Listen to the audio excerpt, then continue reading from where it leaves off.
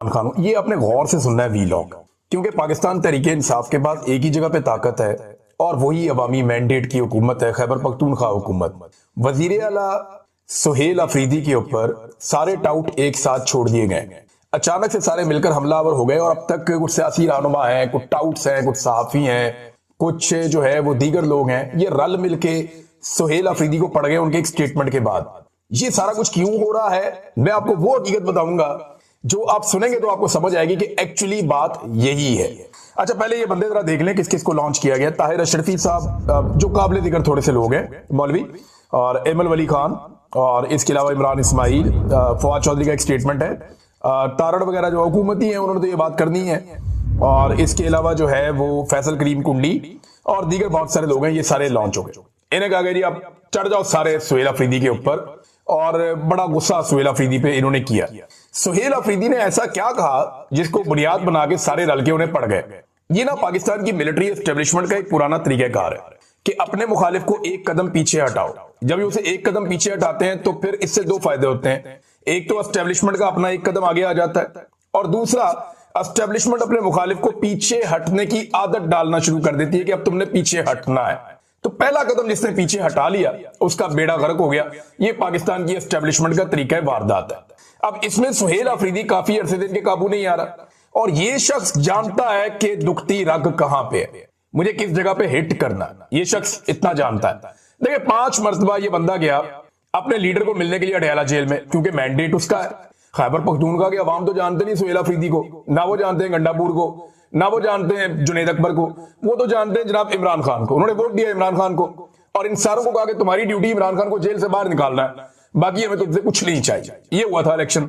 अब ये बंदा जाके अपने लीडर को मिलना चाहता है, उससे विजन लेना चाहता है कि जनाब आपका मैंडेट है, बताएं सूबा कैसे चलाना है। 5 मरतबा वो आदमी अपने सूबे से निकलता है, अदालती अहकामात साथ लेता है, खुले अदालती अहकामात के बावजूद उस शख्स की उसके लीडर से मुलाकात नहीं करवाई जाती, बल्कि एक एसएचओ लेवल का आदमी उसे वहां पर रोक लेता है और रोक के उसको हर मरतबा बेइज्जत करके वापस भेज देते हैं। अब ये तो सबको मंजूर है, लेकिन सुहेल अफरीदी ने जब कुछ चीजें बताई तो वो उन्हें मंजूर नहीं है। लेकिन हुआ ये कि खैबर पख्तूनख्वा में ना बहुत सारे मिलिट्री ऑपरेशंस हुए हैं। ये जितने भी मिलिट्री ऑपरेशंस होते हैं ना, इनके अंदर बहुत सारी ऐसी चीजें होती हैं जिनसे हमेशा हर मिलिट्री जान छुड़ाना चाहती है। जब भी आप कहीं पे मिलिट्री ऑपरेशन करेंगे, जितनी मर्जी अच्छी फौज हो, वो कोई ना कोई गंद जरूर मारेगी।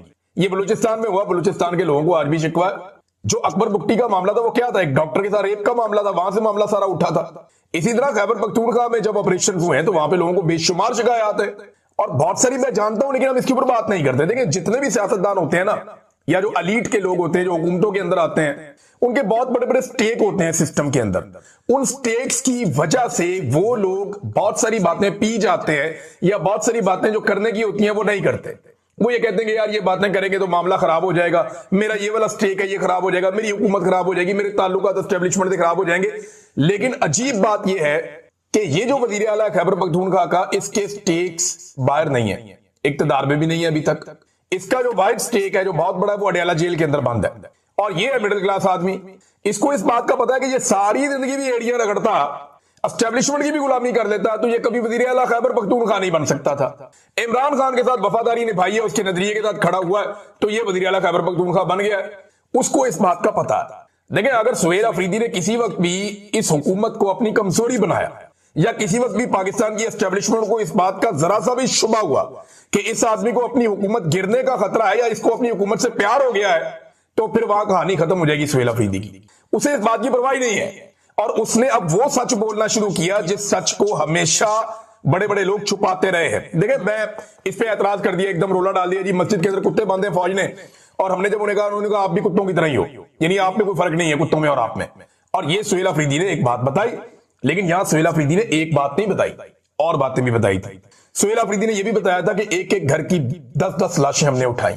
इस पे तो किसी ने सवाल नहीं उठाया, किसी ने नहीं कहा कि सुहेल अफरीदी झूठ बोल रहा है। सुहेल अफरीदी ने एक और मुतालबा भी किया था कि मेरा मुतालबा है कि बॉर्डर पर तैनात तमाम लोगों के असासे पब्लिक किए जाएं, ताकि हकीकत सबके सामने वादे हो जाए कि वहां से ये लोग अंधाधुंध पैसा बना रहे हैं सिक्योरिटी फोर्सेस के लोग। इसके ऊपर भी किसी ने आवाज नहीं उठाई, इसके ऊपर भी किसी ने रोला नहीं डाला।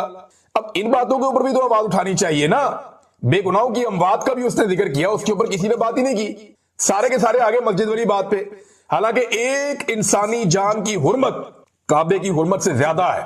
ये मेरा दीन कहता है, मैं कोई बाहर से नहीं लेकर आया ये स्टेटमेंट। और ये मैंने इन्हीं मौलवियों से सुनी है जो इस वक्त उछल उछल के बयानात दे रहे हैं कि एक इंसानी जान की हुर्मत जो है वो काबे की हुर्मत से ज्यादा है। तो आप एक मस्जिद की बात करते हैं, यानी यहां पे आप मस्जिद की बात करते हैं, ओवर रिएक्ट कर रहा है सिस्टम। ये सिस्टम बहाना ढूंढ रहा है कि कहां पे हम सुहेल अफरीदी को दीवार के साथ लगाएं या एक कदम पीछे हटाएं।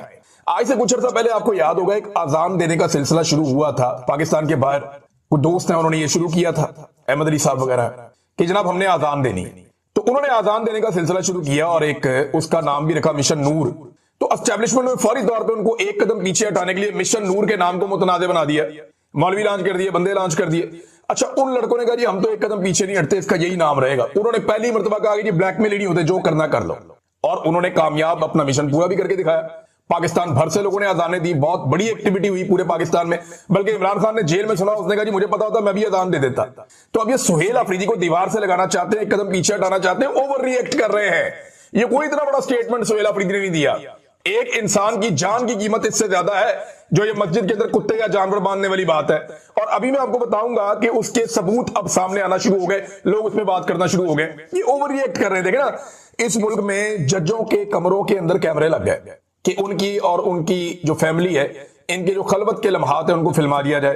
पार्लियामेंट और पार्लियामेंट लॉजेस के ऊपर कब्जे हो गए। यहां पे चढ़ दौड़े नकाब पोश, यहां पे हजारों चादर और चार दीवारियों का तकद्दुस पामाल हो गया। इंसानों की जबरी तौर पे गुमशुदगियों का एक लामुतनाही सिलसिला जारी है बड़े लंबे अरसे से। निहत्ते इंसानों पर गोलियां बरसाकर बार बार लाशें बिछाई गई इस मुल्क के अंदर। औरतों को सड़कों पर घसीटा गया, गालियां दी गई, धमकियां दी गई, बहन बेटियों और बहुओं को अगवा किया गया सिर्फ एक अस्करी आईनी तरमीम के लिए। माओ के गिरबानों में हाथ डाला गया सिर्फ इलेक्शन चोरी करने के लिए। पूरा का पूरा इलेक्शन ही चोरी कर लिया गया। इद्दत जैसे घटिया तरीन मुकदमात बनाए गए, हजारों बेगुनाहों को जेलों में डाल दिया गया, सैकड़ों मसाजिद को भी हाल ही में सील किया गया है। क्या आप सारे नहीं जानते कि वहां पे नमाजें और अज़ानें बंद हो गई थी? बेशुमार ये किया गया। इस्लामाबाद में रातों रात एक मस्जिद ही पूरी ढा दी इन्होंने। वो तो फजल रहमान वालों की मस्जिद थी, वो आगे चढ़ गए, उन्होंने कहा दोबारा बनाएंगे। इन्होंने पैसा भी दिया, उनको जान छुड़ाई उनसे। ये सिर्फ ओवर रिएक्ट कर रहे हैं, सिर्फ सुहेल अफरीदी को दीवार से लगाने के लिए। कोई ऐसी बात नहीं है, खातिर जमा रखें, किसी को कोई तकलीफ नहीं हुई। एस्टेब्लिशमेंट ने इसको एक मौके के तौर पर लिया है। मेरे ख्याल में एस्टेब्लिशमेंट ने जल्दबाजी की, उन्हें इंतजार करना चाहिए था, इससे बेहतर मौका शायद उन्हें मिल जाता। लेकिन यहां पे वो एक्सपोज हो गए मस्जिद में कुत्ते बांधने वाली बात। और ये तो साबित शुदा है ना, यहां मैं आपको पढ़ के सुनाता हूं। ये देखें, बहुत सारे लोग बता रहे हैं। एक तो जनाब कुछ सहाफी हैं, उनको लॉन्च किया गया। एक सहाफी वो कुछ कह रहे थे, तो इसके जवाब में वहां पे जो मौलाना नसीम अली शाह साहब है, पाकिस्तान तहरीक इंसाफ के नेशनल असेंबली के मेंबर हैं, NA 39 से, बन्नू से, वो ये कहते हैं सहाफी को मुखातिब करते हुए, आप इंतहाई मोतमद सहाफी हैं, वजीर आला साहब कबायली इलाकों से ताल्लुक रखते हैं। अगर आपको वजीर आला के कॉल पर भरोसा नहीं तो बराए मेहरबानी माइक उठाएं और जिला खैबर में जाकर वहां अफरीदी कबाइल से इंटरव्यू लेकर पता कर लें। जबकि इसी इंटरव्यू को अपने इदारे के जरिए बगैर किसी कट के ऑन एयर भी कर दें, ताकि पूरी कौम को मालूम हो जाए कि वजीर आला का बयान सच है या झूठ है। खुली ऑफर दे दी उन्होंने।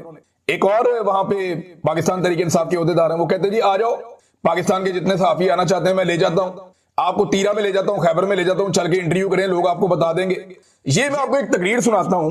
ये पाकिस्तान तहरीक इंसाफ के MNA इकबाल अफरीदी साहब की तकरीर है कौमी असेंबली में। MNA इकबाल अफरीदी साहब आज से कुछ अर्सा कबल क्या कह रहे थे कौमी असेंबली में, जरा ये आप सुन लीजिए। एक तो ये इशू है, दूसरा हमारे तिराह में जो मकबूजा मस्जिद है 12-13 साल से उसकी फोर्सेस बरजमान है और उस पर कब्जा किए हुए हैं।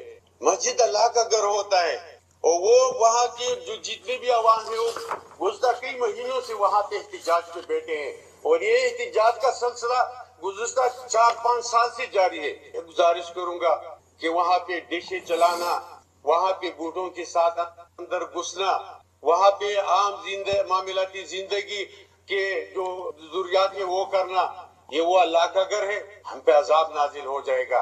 लिहाजा मैं अपील करूंगा कि फौरी तौर पे वो रूलिंग दे कि वो मस्जिद जो है ना वो आजाद कराए और वहाँ उन पे इजाजत दे उन लोगों को। जनाब ये देखें जी, आप कौमी असेंबली में आप सुन रहे थे, इकबाल अफरीदी साहब MNA हैं, अब वो ये बता रहे थे। इसके बाद डेस्क भी बजाया गया अपोजिशन की जाने से, बिल्कुल ही इजाजत देनी चाहिए, लोग जाएं मस्जिद में जाके नमाज पढ़ें। वहां बूटों समेत अंदर घुसना, वहां टीवी लगाना, वहां पे वो डिश एंटीना वगैरह लगाना, ये चीजें करना, ये नामुनासिब है। अब वो ये कह रहे हैं कौमी असेंबली के फ्लोर पर खड़े होके, तब तो किसी ने रोला नहीं डाला। भाई अगर इतनी मायूब बात होती तो उस दिन रोला डाल देते हैं ना। ये एक और वीडियो सोशल मीडिया पे गर्दिश कर रही है, जो लोग वहां पे एहतजाज कर रहे हैं, उन्होंने बाकायदा अपने बैनर के ऊपर लिखा हुआ है कि मसाजिद को जो है वो वापस आजाद किया जाए, उनका कब्जा छोड़ा जाए, ये बैनर के ऊपर लिखा हुआ है। और ये यहां पे जो शख्स तकरीर कर रहा है वो भी अपने मुंह से वही बात कर रहा है एग्जैक्टली। उसने सिर्फ गधे का इजाफा किया है कुत्ते के साथ। और ये मैं क्योंकि पश्तो में है तो आपको समझ नहीं आएगी, लेकिन जो लोग पश्तो बोलते हैं उनसे मैंने पूछा, उन्होंने कहा जी एग्जैक्टली यही है कि वो भी बता रहा है कि वही बात जो सुहेल अफरीदी ने बताई थी। तो ये नाज़रीन मामला है सीधा सीधा और साफ साफ। अब जनाब एक कुछ सहाफियों की जानिब से भी जारी करवा दिया गया, एयरवाई के ऊपर न्यूज चल जाती है सबसे पहले कि जनाब शोहदा की कुर्बानियों को सियासी तनाज़ात में घसीटना काबिल मुजम्मत है, खैबर यूनियन ऑफ जर्नलिस्ट। और सहाफियों ने जनाब इसकी मजम्मत कर दी और ये और वो बड़ा जारी कर दिया। तो इसमें मोहम्मद फहीम साहब हैं जो इसी मुल्क में जर्नलिज्म करते हैं, खैबर पख्तूनख्वा से इनका ताल्लुक है, सीनियर जर्नलिस्ट हैं और एक उस्ताद भी हैं, बड़े शानदार आदमी हैं। मोहम्मद फहीम साहब ये कहते हैं कि खैबर यूनियन ऑफ जर्नलिस्ट के ऑफिशियल व्हाट्सएप ग्रुप में ऐसा कोई बयान शेयर नहीं किया गया है, यानी बार बार इस किस्म की बातें की गई। सुहेल अफरीदी ने एक और बात भी तो की थी ना कि 10 अफराद मारे गए थे एक ही खानदान के और मसाजिद में कुत्ते ले आए थे। किसी एक बंदे ने भी 10 लोगों के मरने पर एतराज नहीं किया। अब इसका सबूत पाकिस्तान तहरीक इंसाफ सामने लेकर आ गई और उन्होंने तस्वीरें भी जारी कर दी और बता दिया कि ये बंदे एक साथ शहीद हो गए थे और जब इनकी लाशें उठाई जा रही थी तो गोलियां भी चलाई जा रही थी। यानी ये एक तरह का दबाव है जो सुहेल अफरीदी पे डाला जा रहा है, जो मुझे इस सारे मामले में समझ आई है। अच्छा एक चीज और है, जो लोग इस इलाके में रहते ही नहीं है वो इसके ऊपर दावा कैसे कर सकते हैं? यानी ये लोग जो पंजाब में रहते हैं, लाहौर में रहते हैं, फैसलाबाद में रहते हैं, इस्लामाबाद में रहते हैं, उन्हें क्या पता कि वादी तीरा में और वादी उधर खैबर में क्या हो रहा है? यानी ताहिर अशरफी ने उठ के स्टेटमेंट तो दे दिया। ताहिर अशरफी ने जो स्टेटमेंट दिया उसके बाद मेरा पाकिस्तान तहरीक इंसाफ के और जो मकामी लोग हैं उनसे राब्ता हुआ। उन्होंने कहा जी हम हलफ दे देते हैं, ताहिर अशरफी हलफ दे दे इसके ऊपर कि ताहिर अशरफी साहब क्या कुरान पाक पे फैसला कर लेंगे हमारे साथ कि मस्जिद के ऊपर कब्जा हुआ या नहीं हुआ और मस्जिद में जानवर गए या नहीं गए। तो ताहिर अशरफी साहब हमारे साथ कुरान पाक पे रख के फैसला कर ले, उन्होंने ये कह दिया। तो ये आके कहना बड़ा आसान होता है, अब इसकी इंक्वायरी क्यों नहीं डिमांड करते?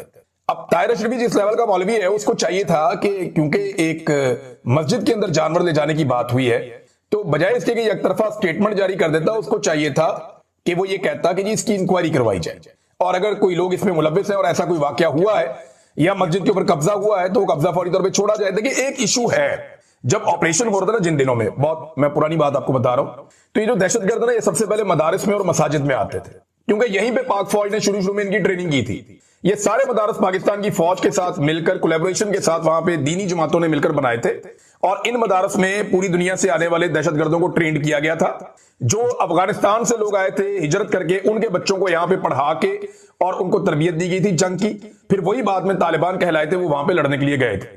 तो जब पाकिस्तान के अंदर दहशतगर्दी के लिए लोग आए तो इन्होंने उन्हीं मदारिस को और मसाजिद को इस्तेमाल भी किया और फिर उसकी वजह से कुछ मदरसे और मसाजिद जो हैं वो शहीद भी हुए, ये बात ठीक है। लेकिन मकामी लोगों का ये कहना कि हमारी मसाजिद के ऊपर लंबे अरसे से कब्जा है, ये बात जो है वो कौमी असेंबली में भी उठाई गई है, लिहाजा इस चीज को उस एंगल से भी देखा जाना चाहिए। और सुहेल अफरीदी को दबाने के लिए ये सारा जो बयानिया उसको इस्तेमाल किया जा रहा है, अदरवाइज इसके अंदर और कुछ भी नहीं है, कुछ भी ऐसा नहीं है जिसके ऊपर कोई वबाल खड़ा किया जाए। नाज़रीन 27वीं आईनी तरमीम जो आ रही है इसके अंदर खतरात क्या क्या है, इसके ऊपर एक डॉक्यूमेंट जारी किया पाकिस्तान तहरीक इंसाफ ने जागो पाकिस्तान के नाम से कि 27वीं आईनी तरमीम का मुसवदा तो अभी तक अवाम के सामने नहीं आया, लेकिन जो चीजें जिन्हें छेड़ा जा रहा है कि जो मौजूदा आईन है वो क्या है और उसमें जो रद्दोबदल हो सकता है वो क्या हो सकता है। इसमें एक आर्टिकल 160 है, 163A, ये NFC अवार्ड से मुतालिक आर्टिकल है। अच्छा, इसमें जो आर्टिकल 163A है वो ये कहता है कि सूबों का कौमी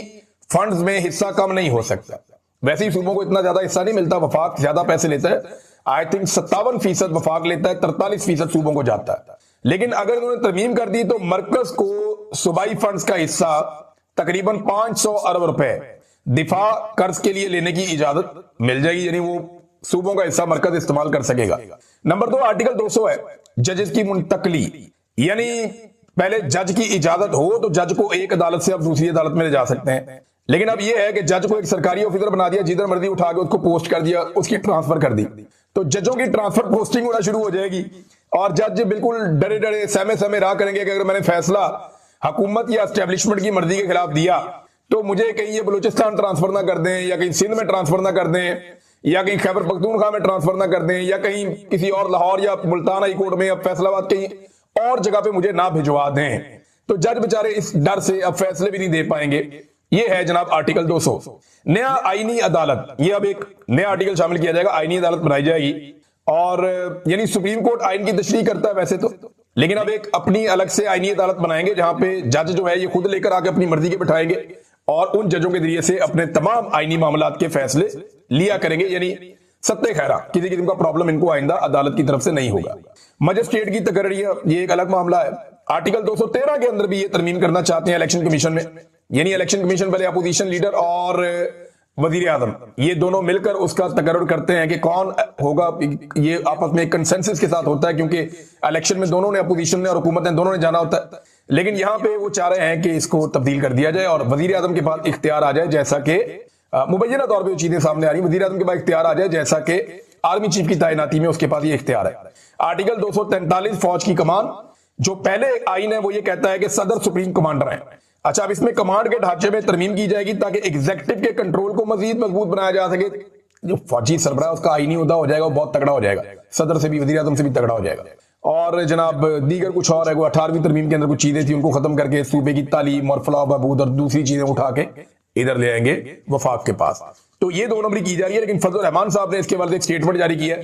फजलुर रहमान साहब के स्टेटमेंट को संजीदा तो नहीं लेना चाहिए। पिछली मरतबा उन्होंने ही मदद करके 26वीं आईनी तरमीम मुकम्मल करवाई थी। अगर फजलुर रहमान साहब धोखा ना देते तो पाकिस्तान की मिलिट्री एस्टेब्लिशमेंट उल्टा भी लटक जाती। आसिम मुनीर साहब अपना पूरा जोर भी लगा लेते तो कभी भी 26वीं आईनी तरमीम नहीं हो सकती थी अगर फजलुर रहमान साहब सहूलतकारी ना करते, मदद ना करते तो। लेकिन फजलुर रहमान साहब ने सहूलतकारी और मदद की, जिसके बाद एस्टेब्लिशमेंट ने अपनी 26वीं आईनी तरमीम मुकम्मल करवा ली। अब फजलुर रहमान साहब कहते हैं कि 35 शिक्कें ऐसी थी 26वीं आईनी तरमीम में जो हमारे सामने आई और हमने उन पर एतराज किया था।